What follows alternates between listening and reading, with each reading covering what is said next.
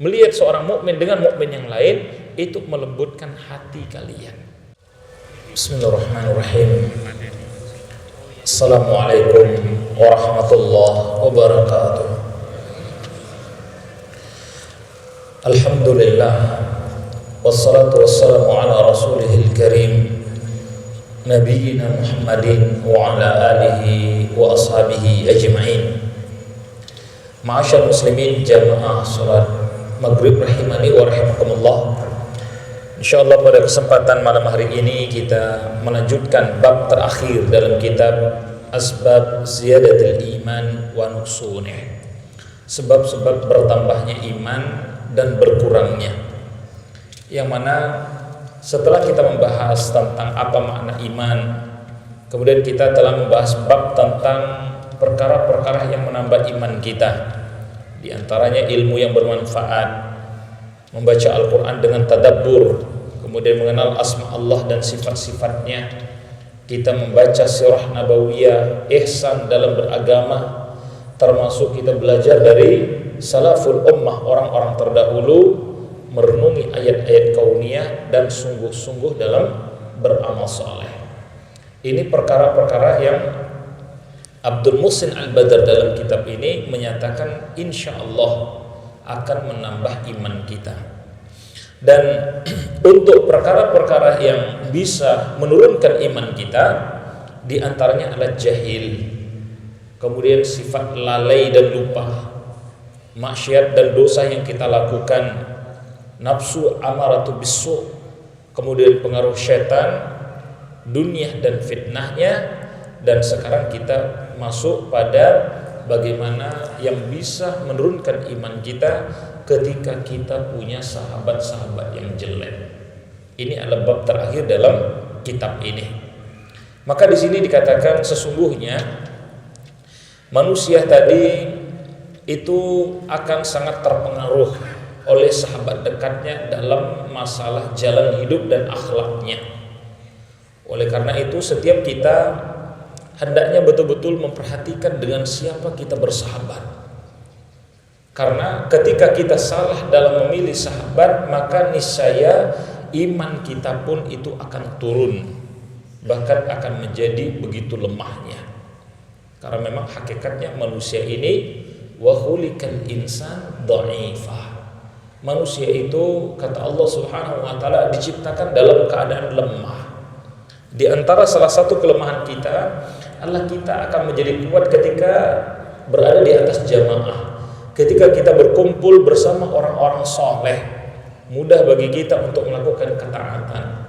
Tapi ketika kita sudah jauh dari orang-orang soleh, kita berada pada komunitas yang minoritas, yang mungkin azan tidak terdengar di sana, yang mungkin di sana kita susah untuk melihat orang-orang yang menutup aurat misalnya, maka bisa jadi iman kita itu akan turun dengan drastis. Oleh karena itu beliau sallallahu alaihi wasallam menasihatkan kepada kita ar-rajul 'ala dini khalilih. Sesungguhnya seseorang itu kata beliau sallallahu alaihi wasallam tergantung dengan agama dari sahabatnya. Maka falyanzur ahadukum mayyukhallil. Hendaklah setiap kalian itu memperhatikan dengan siapa dia punya sahabat dekat. Kalau kita punya sahabat yang baik, maka insya Allah kebaikan dari sahabat kita juga akan memberikan pengaruh kepada kita. Tapi kalau kita punya sahabat yang jelek, maka kita pun juga sangat mungkin akan terpengaruh dengan kejelekan yang dimiliki oleh sahabat kita.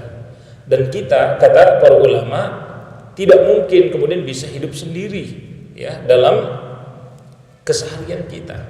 Kita sangat membutuhkan orang lain, dan itulah sahabat kita.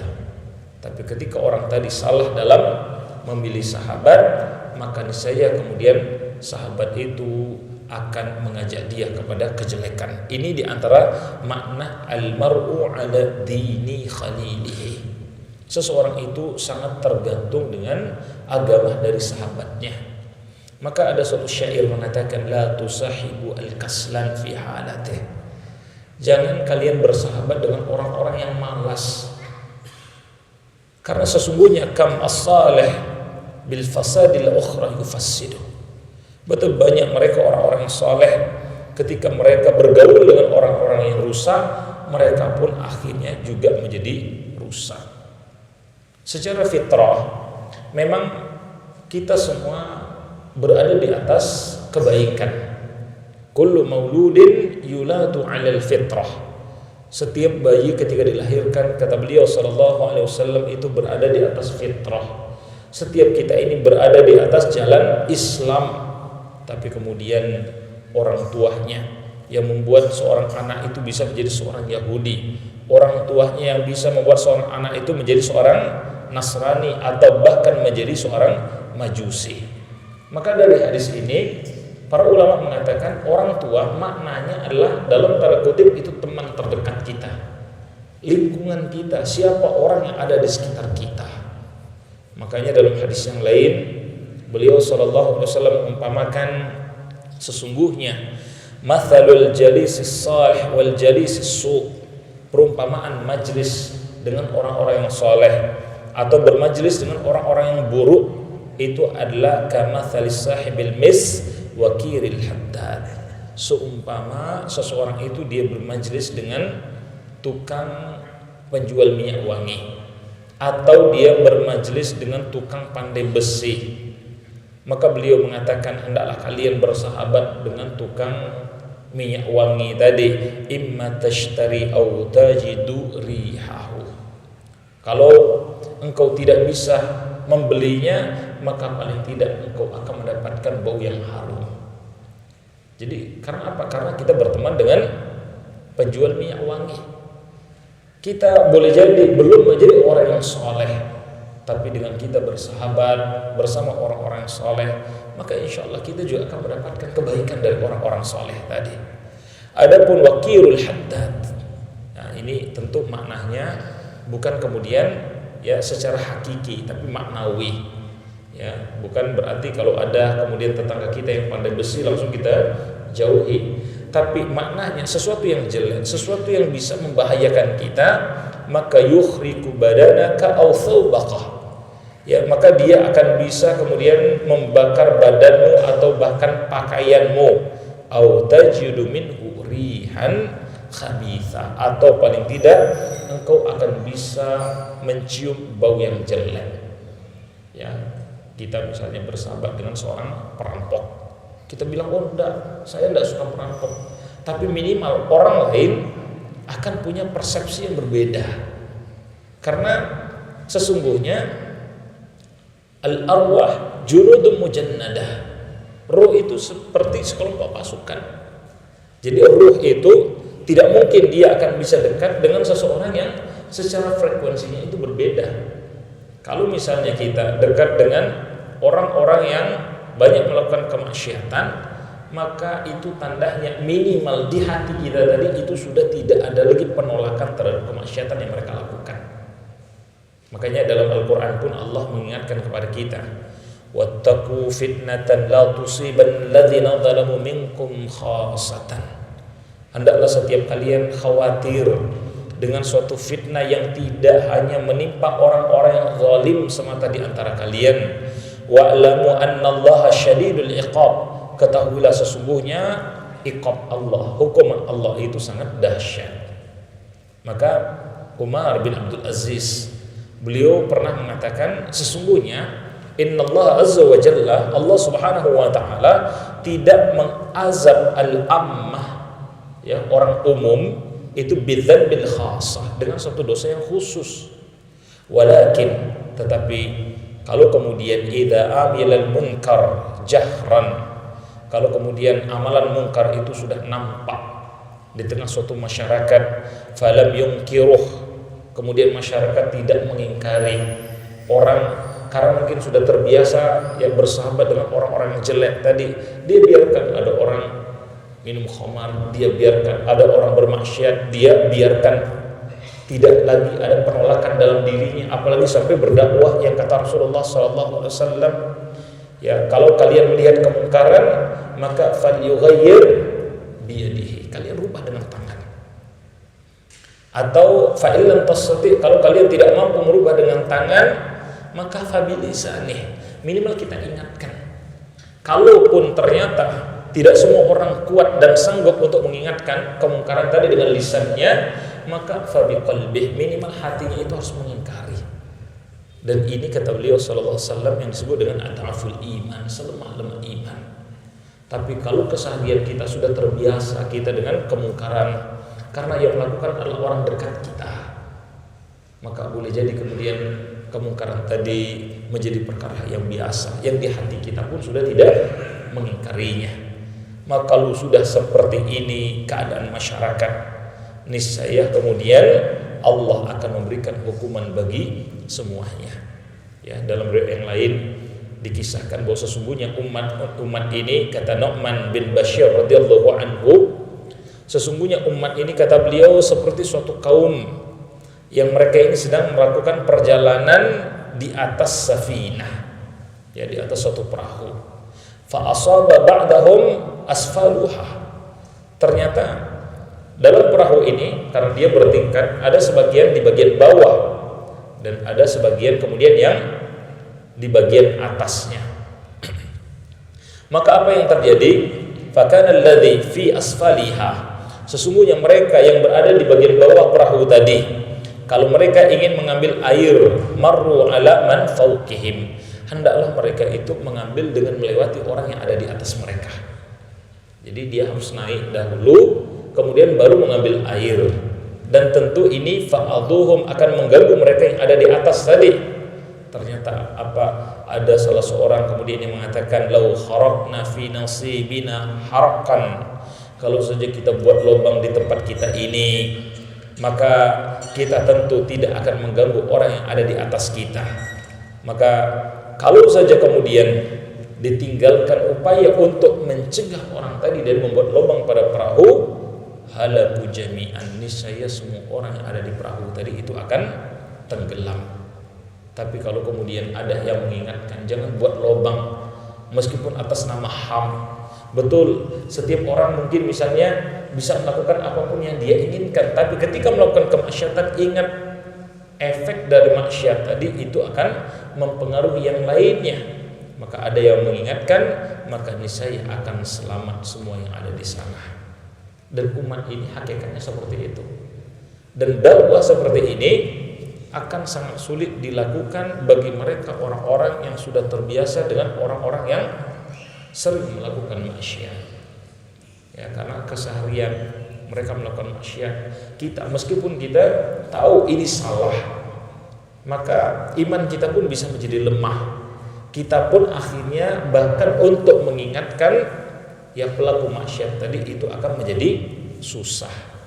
Ya, dan ada banyak dalil-dalil yang lain yang menunjukkan bahkan kehancuran tadi akan ditimpakan oleh Allah Subhanahu wa taala ketika kita sudah tidak lagi melakukan dakwah, ketika kita sudah membiarkan kemaksiatan itu terjadi bahkan di sekitar kita. Kemudian ma'asyar muslimin rahimani wa rahimakumullah, dalam masalah sahabat dekat yang mereka ini adalah orang-orang yang jelek, maka kalau Allah Subhanahu wa taala telah memberikan kepada seseorang sahabat yang jelek, intinya ini menunjukkan kalau Allah tidak menghendaki kebaikan pada orang ini. Tapi sebaliknya, idza aradallahu bi 'abdin khairan, kalau Allah Subhanahu wa taala menghendaki pada seorang hamba itu adalah kebaikan, maka yurzikhu sahiban salihan, Allah akan mengaruniakan kepada orang ini nikmat atau rezeki berupa sahabat yang saleh. Sebagaimana halnya juga dalam masalah kepemimpinan.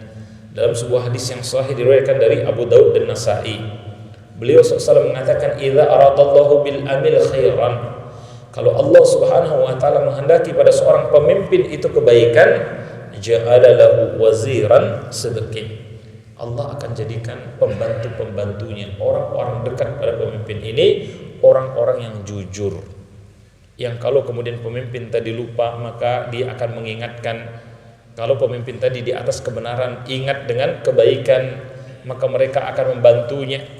Tetapi wa idza arada bihi ghairi dzalika, kalau Allah Subhanahu wa taala sudah tidak menghendaki kebaikan pada seorang pemimpin, maka niscaya ja'ala lahu waziran su, Allah akan jadikan orang-orang dekat pada pemimpin ini orang-orang yang jelek. Dan orang yang jelek itu kalau kita lalai atau pemimpin tadi lalai, mereka tidak akan mengingatkan. Bahkan kalau kita di atas kebenaran, mereka pun tidak akan membantu kita. Makanya beliau SAW nasihatkan kepada kita, la tusahibu illa mu'minan. Jangan kalian jadikan teman dekat kecuali hanya orang-orang mukmin. Bukan berarti kita tidak kenal dengan orang-orang non muslim. Bukan berarti kemudian kita bersikap keras dan kasar terhadap mereka. Dengan siapapun kita harus tetap menampilkan akhlak yang baik, akhlak yang mulia. Tapi jangan menjadikan orang-orang yang tidak beriman itu sebagai sahabat dekat kita. Karena sesungguhnya Allah Subhanahu wa taala juga telah menyampaikan, sesungguhnya kata Allah, al-akhilla yauma idzin ba'duhum li ba'din aduwwun. Pada hari itu mereka yang bersahabat satu dengan yang lainnya akan saling bermusuhan. Illal muttaqin, kecuali mereka orang-orang yang bertakwa. Jadi persahabatan itu tidak ada lagi nilainya kecuali persahabatan yang dibangun karena Allah Subhanahu wa taala. Bahkan Allah juga menggambarkan yauma wa yauma ya'addu adh-dhalimu 'ala yadayhi, dan hari itu mereka orang-orang yang zalim tadi akan menggigit jari jemari mereka. Yaqulu, mereka akan mengatakan, ya laitani, wahai jiwaku, ittakhadtu ma'ar rasul sabila, andai saja ketika hidup dulu aku mengambil jalannya Rasul. Ya wailata laitani, ini menunjukkan penyesalan yang luar biasa, sampai takkid sampai 2 kali. Ya, andai saja lam attakhidh fulanan khalila, dulu aku tidak menjadikan si fulan itu sebagai sahabat dekatku. Laqad adallani an dzikri ba'da idz ja'ani, sungguh dia telah menyesatkan aku dari Al-Qur'an setelah petunjuk itu datang kepadaku. Ada banyak orang-orang yang awalnya mereka sudah baik, tapi karena pengaruh teman akhirnya mereka kembali kepada kejelekan. Betul banyak mereka orang-orang yang ingin bertobat, akhirnya mereka kembali tersesat hanya karena diajak oleh teman-teman yang jelek. Ya, kami pribadi misalnya banyak melakukan penelitian tentang teroris.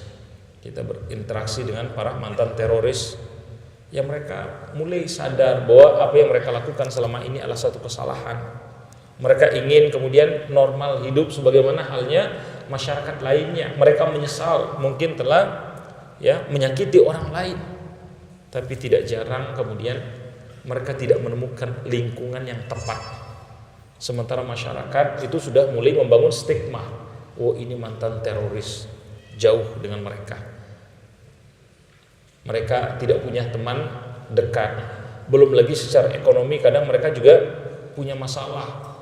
Mereka mau kerja, kadang-kadang kemampuan skill ekonominya juga terbatas. Akhirnya apa? Kembali jejaring yang lama itu mendekat, dan mereka pun susah untuk keluar dari lingkaran teroris tadi itu muncul. Ada teman kami juga melakukan penelitian tentang HIV/AIDS. Yang ini juga kadang-kadang tadi hanya karena pergaulan. Mereka misalnya sudah tertimpa dengan HIV/AIDS, mereka ingin normal hidup sebagaimana halnya masyarakat. Toh sebenarnya ketika sudah terkena dengan penyakit ini, potensi untuk berlangsung hidup lama itu sudah sangat kecil. Tapi ketika masyarakat misalnya membangun stigma, wah ini orang mesti telah melakukan sesuatu yang jelek, melakukan sesuatu yang fahsya. Masyarakat mulai mengucilkan mereka. Kadang-kadang anggota keluarga pun itu menjaga jarak. Padahal menurut penelitian, penyakit mereka itu tidak akan menular kecuali ada cairan yang bercampur. Mungkin transfusi darah, mungkin melalui air liur, atau mungkin berhubungan badan suami istri misalnya. Selain itu, kalau hanya duduk dekat saja itu tidak akan kemudian menularkan penyakit tadi. Tapi di tengah masyarakat mereka seakan-akan sangat dikucilkan. Akhirnya teman kami yang meneliti tadi menemukan kadang-kadang secara psikologis mereka ini marah, karena merasa begitu dikucilkan. Padahal mereka sebenarnya dibiarkan saja. Seperti menurut penelitian tidak akan lama itu mereka juga akan meninggal juga. Tapi kemarahan mereka akhirnya ya membuat mereka ingin orang lain mengalami perasaan yang sama. Akhirnya berbagai cara mereka lakukan supaya kemudian penyakit ini menyebar luas. Ya, ada yang dengan jarum suntik. Mereka kadang-kadang ke tempat-tempat ya keramaian mereka suntikkan. Ada yang katanya pakai dengan tusuk gigi. Habis tusuk gigi dari kena darah mereka kembalikan. Macam-macam. Ya karena tadi stigma yang muncul di tengah masyarakat dan mereka susah untuk menemukan lingkungan yang baik. Nah, ma'asyar muslimin rahimani wa rahimakumullah. Oleh karena itu sekali lagi kita berusaha untuk cari teman-teman yang baik. Ya, pamannya beliau sallallahu alaihi wasallam dikisahkan bahkan ya termasuk qadarullah. Tapi menjadi pelajaran penting bagi kita bagaimana Abu Talib ya yang sangat dekat dengan Rasulullah sallallahu alaihi wasallam, yang Rasulullah tinggal bersama beliau itu sejak usia 8 tahun. Abu Talib tahu betul bagaimana karakter dari ponakan beliau Rasulullah SAW yang terkenal sebelum diangkat menjadi nabi itu dengan predikat Al-Amin, orang yang terpercaya. Abu Talib tahu bahwa ponakannya tidak mungkin membawa sesuatu dengan kebohongan. Maka secara hatinya Abu Talib beriman. Tapi iman bukan hanya tasyhadu bil qalbi. Ya, harus wa qaulu bil lisan, diucapkan dengan lisan. Inilah yang membuat Abu Talib termasuk di antara orang kafir karena ya dia percaya baru dengan hatinya, belum diucapkan dengan lisannya. Bahkan Abu Talib banyak membantu Rasulullah SAW ketika dibesarkan, ya dididik oleh Abu Talib untuk berdagang, diajari mengembala, bahkan dinikahkan dengan Khadijah ketika Rasulullah SAW sudah diangkat sebagai Nabi dan Rasul, bahkan dibela oleh Abu Talib. Makanya beliau SAW itu sangat berharap kalau pamannya ini akan mendapatkan petunjuk dari Allah Subhanahu wa Ta'ala. Maka dikisahkan ketika Abu Talib itu dalam keadaan naza, dalam keadaan sakit yang sakarat, beliau SAW datang. Maka kata Rasulullah SAW, ya ammi, wahai paman, qul la ilaha illallah, ucapkan kalimat la ilaha illallah, kalimatan khajulaka biha indallah, suatu kalimat yang aku akan berhujah nanti untuk engkau di sisi Allah. Ya, dalam riwayat yang lain beliau SAW mengatakan, man qala la ilaha illallah fi akhiri hayatihi dakhalal jannah. Siapapun mereka yang sanggup untuk mengucapkan kalimat la ilaha illallah di akhir hayatnya, pasti dia akan masuk surga. Makanya talqin ya, orang-orang di sekitar kita, orang-orang dekat kita, mereka yang dalam keadaan naza itu merupakan sunnahnya Rasulullah sallallahu alaihi wasallam. Ya, kita bimbing mereka untuk mengucapkan kalimat la ilaha illallah. Maka dikatakan fa arada ayyal talfidha biha. Saat itu Abu Talib sudah punya keinginan untuk mengucapkan kalimat la ilaha illallah liyanju min azab, karena dia berharap agar selamat dari azab, wa yadkhulu fi rahmatil wahid al-qahhar, dan dia berharap mendapatkan rahmat dari Allah satu-satunya yang maha kuat. Tetapi faqala lahu Abu Jahal, tapi karena Abu Talib ini punya teman Abu Jahal dan Abu Jahal juga datang pada waktu itu, maka apa kata Abu Jahal, kaifa targhab an millati abaika Abdul Muttalib, bagaimana mungkin engkau di akhir hayatmu ini ternyata sudah benci dengan milahnya bapak engkau Abdul Muttalib. Maka singkat cerita, belum sampai kemudian Abu Talib mengucapkan kalimat la ilaha illallah famata, beliau mati ya. Abu Talib meninggal dalam keadaan kafir. Maka saat itu Rasulullah SAW sampai mengatakan, wahai paman, aku akan mohonkan ampunan untuk engkau kepada Allah Subhanahu wa Ta'ala. Dan Allah menurunkan ayat, sesungguhnya maka lin nabi walladzina amanu ayyastaghfiru lil musyrikin, tidak pantas bagi nabi, tidak pantas bagi orang-orang beriman untuk memohonkan ampun bagi mereka orang-orang yang musyrik, walau kana ulil qurbah, meskipun mereka itu termasuk di antara karib kerabat. Ya, ba'dama tabayyana annahum ashabul jahim, setelah jelas bahwa sesungguhnya mereka orang-orang yang musyrik, mereka orang-orang yang kafir, pasti akan dimasukkan ke dalam neraka. Maka bersedihlah beliau sallallahu alaihi wasallam Ya, meskipun Abu Talib memang dalam riwayat yang lain dikatakan nanti ya beliau itu mendapatkan siksa neraka yang paling ringan. Ya, karena banyak jasanya terhadap Rasulullah SAW. Dan neraka yang paling ringan ini ketika diinjakkan kaki itu ke barahnya, maka mendidih otaknya. Itu neraka yang paling ringan. Dan kesedihan beliau SAW ini selain dikisahkan, kemudian beliau diperjalankan dalam peristiwa Isra dan Mi'raj, Allah Subhanahu wa taala juga menurunkan ya ayat dalam surah Al-Qasas ayat 56. Dan ini juga menjadi ibrah yang besar bagi kita. Sesungguhnya kata Allah Subhanahu wa taala, innaka la tahdi man ahbabta.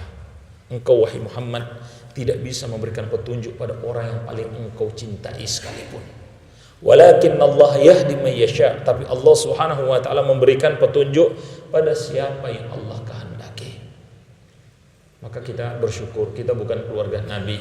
Kita hidup jauh dari zaman Nabi sallallahu alaihi wasallam dan Allah memberikan kepada kita nikmat Islam, nikmat iman, dan kita mohon kepada Allah Subhanahu wa taala mudah-mudahan kita semua insyaallah istiqomah di atas Islam dan iman. Ya, bagaimana ini Abu Talib yang karena sahabat jelek akhirnya tidak jadi mendapatkan hidayah.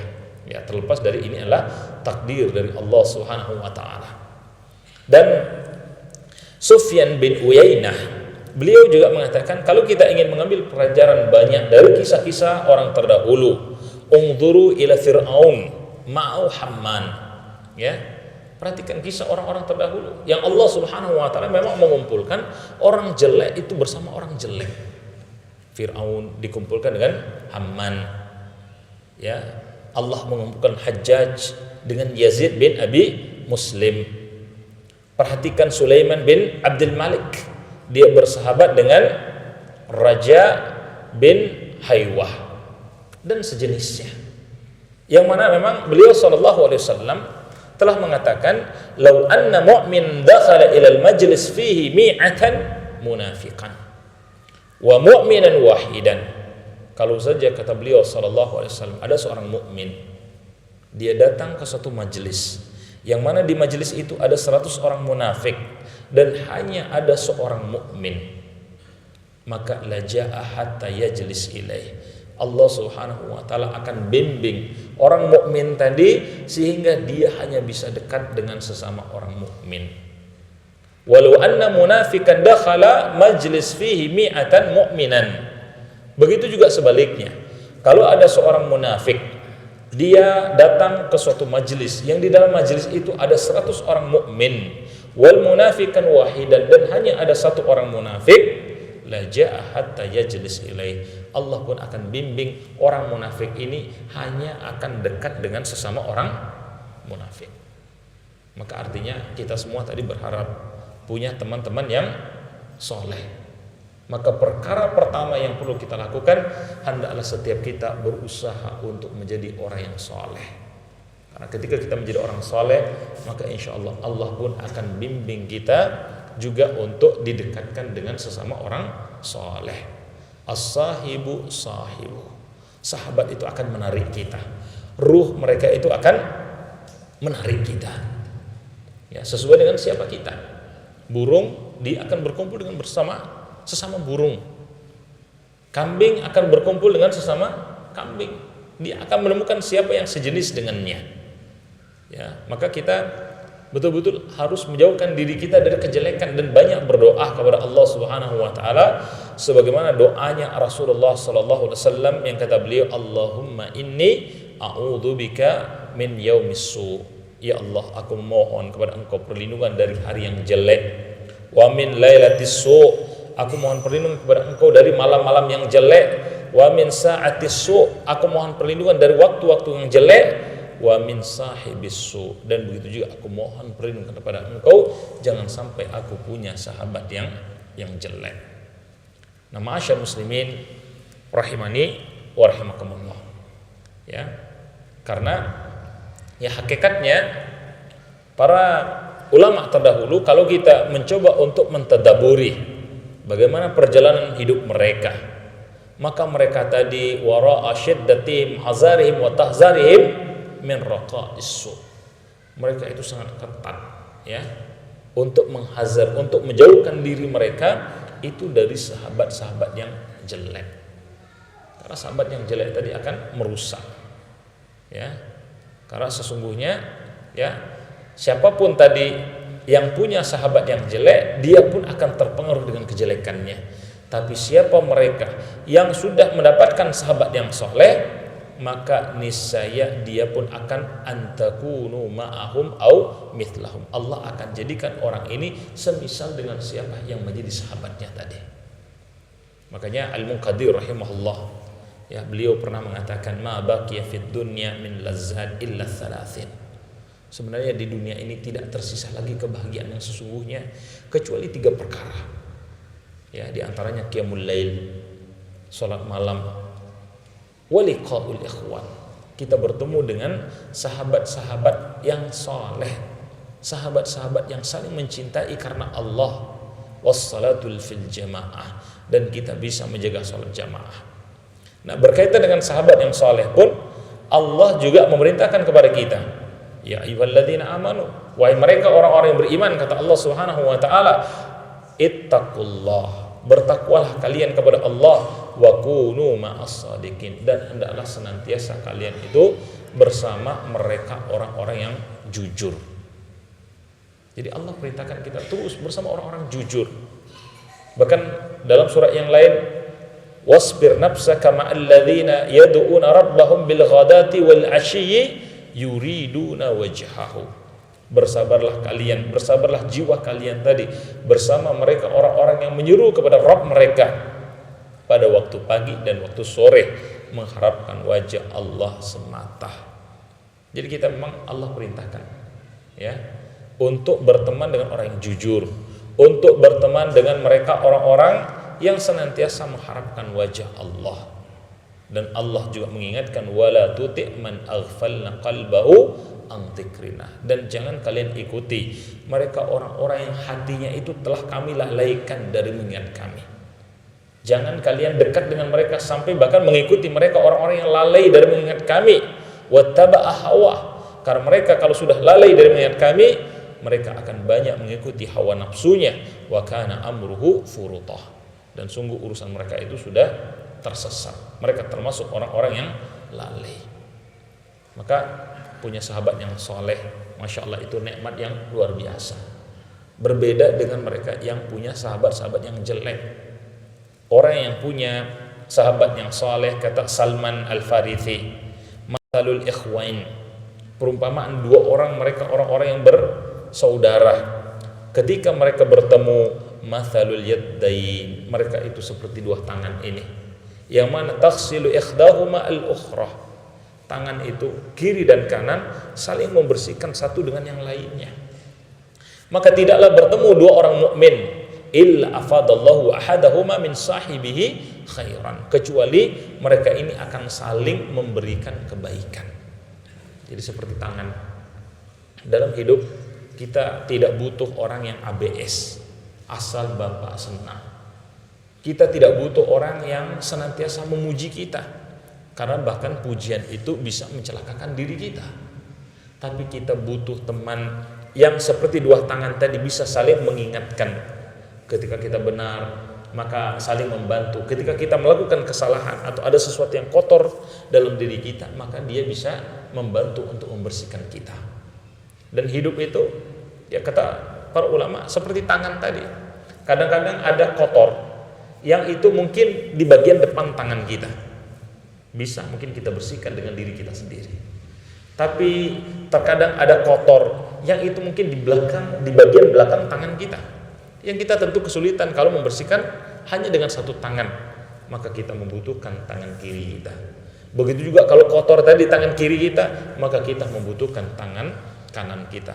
Begitulah persaudaraan dari orang-orang mukmin, yang mereka bersaudara karena Allah Subhanahu wa taala.